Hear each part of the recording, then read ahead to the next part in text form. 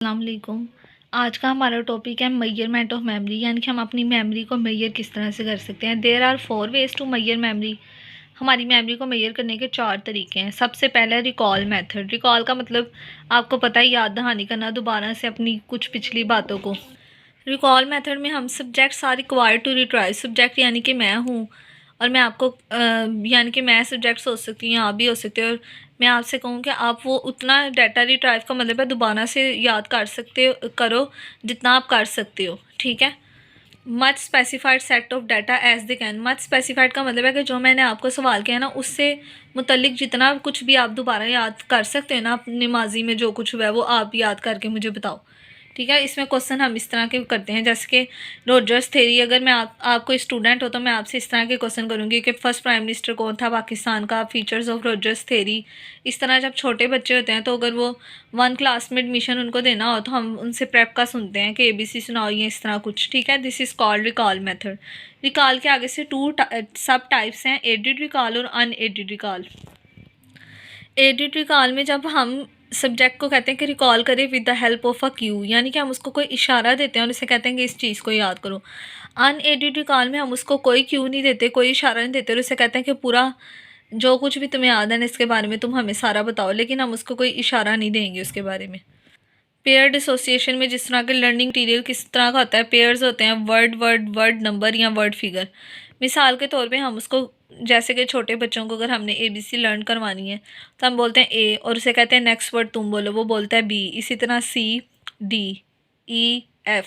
इस तरह इसको कहते हैं paired association. For example, paired association में जब ऐसे हम कहते हैं गुड तो उसका अर्थ क्या है, बैड, क्लीन, डर्टी, ठीक है। यानी कि एक वर्ड हम उसको बताएंगे और सेकंड वर्ड वो खुद प्रोनाउंस करेगा।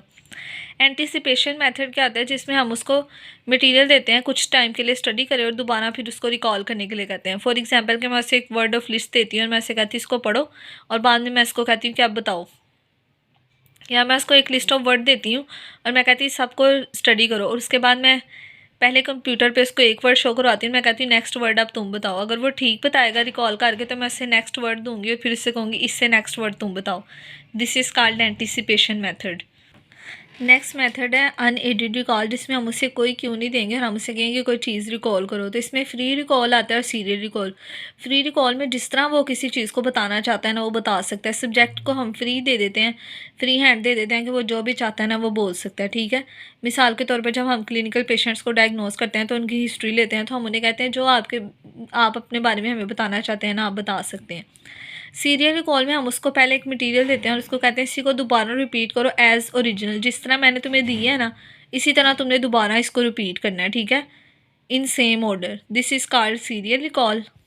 सेकंड होता है रिकॉग्निशन मेथड, जिसमें इसको कहूँगी कि रिकॉग्नाइज करे कि इन 4, उससे मैं डिफरेंट कंडीशंस दूंगी और उसे मैं कहूँगी इसमें से करेक्ट वाली तुमने जो है वो बतानी है मुझे कि कौन सी हो सकती है।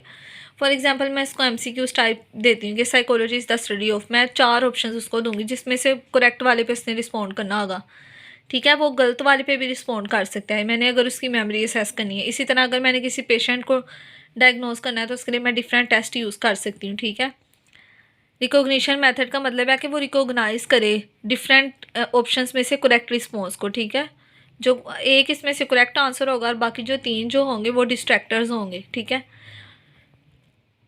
यानी कि जो रॉन्ग आंसर्स होते हैं उनको हम डिस्ट्रैक्टर भी कह सकते हैं, जो हमारी अटेंशन को डाइवर्ट कर रहे होते हैं। सम टाइम हमें MCQs में ऐसे 2 MCQs 4 ऑप्शन में से 2 ऐसे लग रहे होते हैं कि यहाँ ये भी हो सकता है ये भी हो सकता है, हम उसमें फ़र्क नहीं कर पा रहे होते।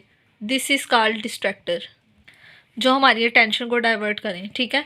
थर्ड है री लर्निंग मेथड। री लर्निंग के नाम से शोर है कि बार बार किसी चीज़ को रिकॉल करना। इसमें भी प्रीवियस लर्निंग होती है लेकिन चेक की जाती है, लेकिन इसमें सब्जेक्ट को एक लिस्ट ऑफ वर्ड दी जाती है और उसको कहते हैं कि आफ्टर सम ड्यूरेशन, कुछ वक्त के बाद हम उसको कहते हैं कि इस मटेरियल को दोबारा से री लर्न करें। और वो हमने ये चेक करना है री लर्निंग में कि वो कितने ट्रायल्स में एक चीज़ को याद कर पाता है। फॉर एग्जांपल मैं उसको 10 लिस्ट ऑफ वर्ड देती हूँ और मैं देखती हूँ कि कितनी मरतबा मैं इसको दोबारा याद करवाती हूँ तो वो सही तरह से 10 के 10 वर्ड सीरियल वाइज रिकॉल कर पाता है, ठीक है। इसमें हम ये भी नोट करते हैं कि कितने ट्रायल्स में उसने किया है लर्न ओरिजिनल मटेरियल को। This is called saving method, कि उसकी मेमोरी की सेविंग एबिलिटी कितनी है, वो कितनी जल्दी किसी चीज़ को अपनी मेमोरी में सेव कर लेता है, ये मैंने चेक करना है। सेविंग मेथड का एक फॉर्मूला है जिसे हम इस तरह मैयर कर सकते हैं। ओरिजिनल ट्रायल्स में से हमने री लर्निंग ट्रायल्स को माइनस कर देना है और फिर ओरिजिनल ट्रायल के साथ डिवाइड करके 100 से मल्टीप्लाई कर देना है, ठीक है। जैसे कि मैंने इसको कोई सबक दिया, ठीक है, उसमें ने 10 उसके अंदर वर्ड्स से, ठीक है। री लर्निंग यानी कि 6 बार उसने से दोबारा रिवाइज़ किया, उसको मैंने 100 से मल्टीप्लाई किया, तो 40% उसका सेविंग स्कोर है, यानी कि 40% वो जल्दी सेव कर सकता है किसी चीज़ को। इसी तरह कुछ लोगों की 99% भी सेविंग एबिलिटी हो सकती है कि वो बहुत जल्दी स्टोर कर लेते हैं, वो बहुत कम ट्रायल्स में कर सकते हैं। 80 भी हो सकती है, 85 भी, डिपेंड करता है कि उसकी सेविंग एबिलिटी कितनी है। लास्ट है रीअरेंजमेंट मेथड, जिसमें हमने इसको जो मटेरियल दिया होता है उसने एज इट इज़ उसको रीअरेंज करके याद करना है, ठीक है। फॉर एग्जांपल इसमें ब्लॉक डिज़ाइन, पुजल बॉक्स हम उसको कोई दे देते हैं, पिक्चर दे देते हैं कि इसको अरेंज करके दोबारा वही बनाओ और उसको लर्न करो, ठीक है। यानी कि इसमें हमने कोई भी मटेरियल उसको अरेंज करने के लिए कहना है। ऐसी ये ज़्यादातर टेक्निक्स हम बच्चों के साथ यूज़ करते हैं उनकी मेमोरी को इम्प्रूव करवाने के लिए, ठीक है। Any queries you can ask me in the comment section. Thanks.